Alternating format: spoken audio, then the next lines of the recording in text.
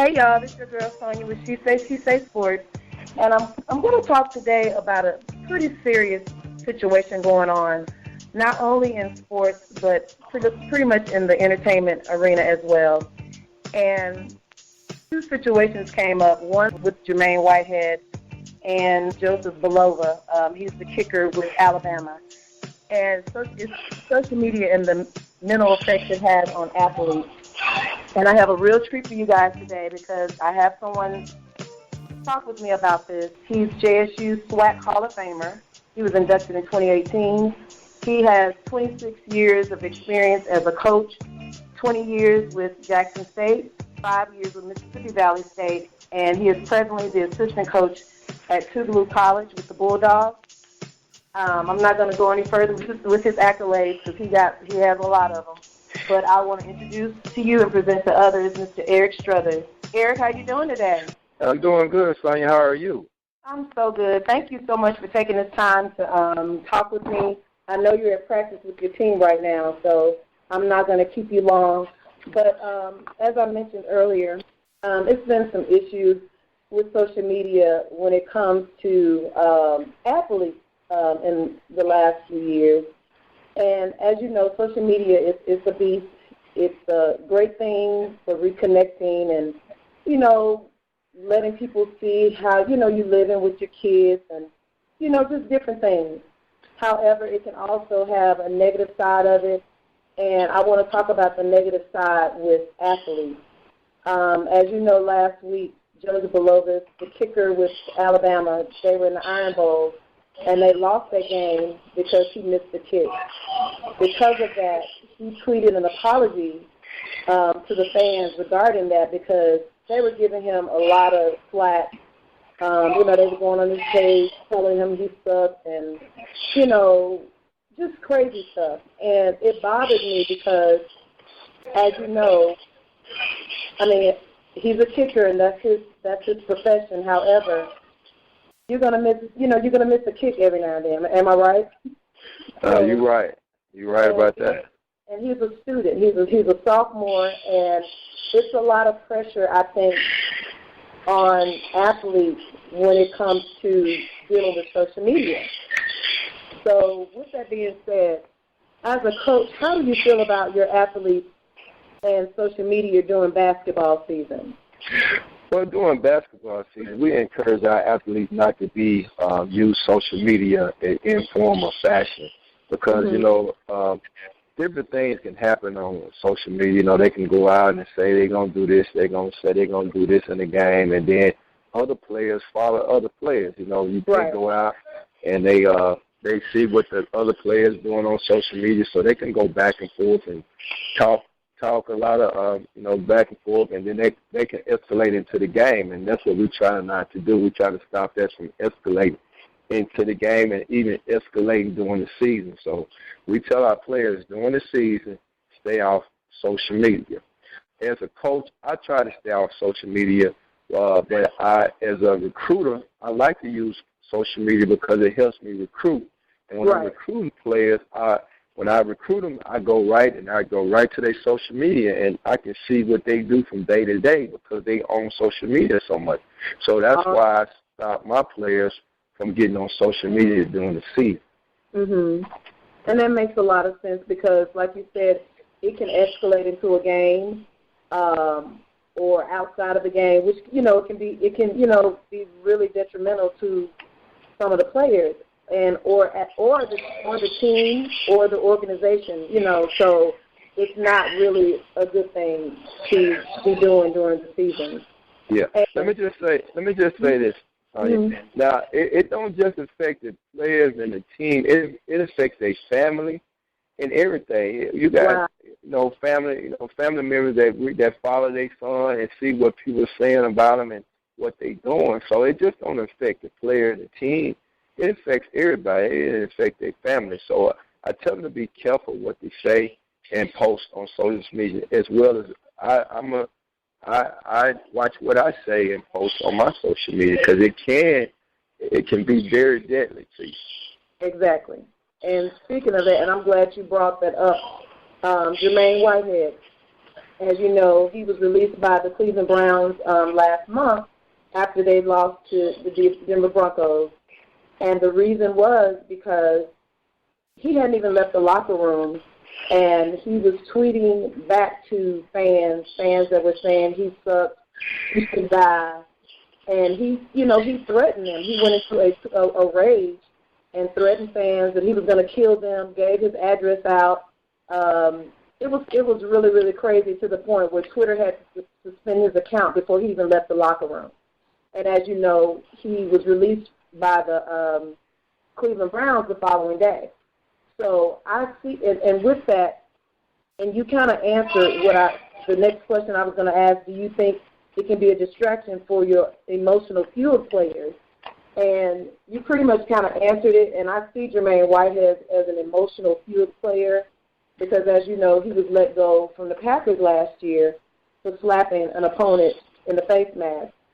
And, he has lost his job, and I'm sure that has affected his family because he's not making any money right now. And I'm not, I don't know what he has in his bank account, but I know it's nice to still get a check, every week or whenever, however they get paid. So because of that, because of, you're threatening people that you don't even know. I call them keyboard warriors because a lot of the stuff that people say on social media, they would never say to your face. So why are you getting upset with somebody you don't even know? And he's 26 years old, so he grew up in this social media age, if you know what I mean. And it's really sad, and I agree with what you're saying. It affects families. It doesn't just affect that person, but it affects teammates, families, whomever they're around. It affects them because, in his case, he's not making any money, and no one has picked him up at this point. So, you have any thoughts on that? Yeah, I mean, you just, as being an athlete coming up through Jackson State, back then, I didn't have social media. So when I had a bad game or missed a big shot, I walk on campus and maybe a few people would say, hey, man, you missed a shot or hag me, maybe one or two people. But now, back then with social media, maybe I might have heard it from 500 to 1,000 people. And right. Definitely that's going to affect me personally as a person. And then it's going to affect me into the next game. I'm going to be thinking about what happened last game, just reading stuff about, things that they said on social media. And people are so cruel these days. They would say anything, just to get somebody to feed into it. So it definitely it can be hurtful, very hurtful and harmful right. to you're talking about a kid that's anywhere between 18 and 22 years old. That definitely can have you defeated as a person. So the social media can really be bad, especially when it's something bad happens. But when something good happens, it's the opposite effect. You do something Absolutely. good, of course you want everybody to say, hey, man, he hit the winning shot. You want everybody to know it. So even when you do stuff positive, there's still going to be people in there that's saying negative stuff. So it's just social media has changed the world. So it's big. You got to be very careful, like I say, in what you say and what you post and what happens. Correct. I totally agree. And that's so funny that you said that because I actually was going to bring up the fact that, first of all, and I call him Eric, but I usually call him Struthers. Anybody that knows Eric, especially over the years at Jackson State, we know him as Struthers. And so I was going to bring up the fact that you were, what if, back in the day, people, if you, had a bad game, they may say something to you on the yard. And like you said, that's one or two people. But if it's on social media, it can be shared by so many people. And like you said, thousands of people can see it. And that's where it messes with the psyche of somebody's mind because it's like they're talking about me. And, and it's kind of a form of bullying. It's really bullying in a sense. And I really think that there should be some type of social media training And it probably is in place for professional teams, I'm sure. But is there like any type of social media training that you guys have for the students? Do you know of, or? Well, no, we don't have any training, but everywhere I've been, even in Jackson State Valley and here at Tougaloo, we had a compliance officer that try to tell us, hey, coaches, try to keep your players off social media because things can be said on there, but you mean one thing, but somebody else take it a different way, and then they can use that against you, and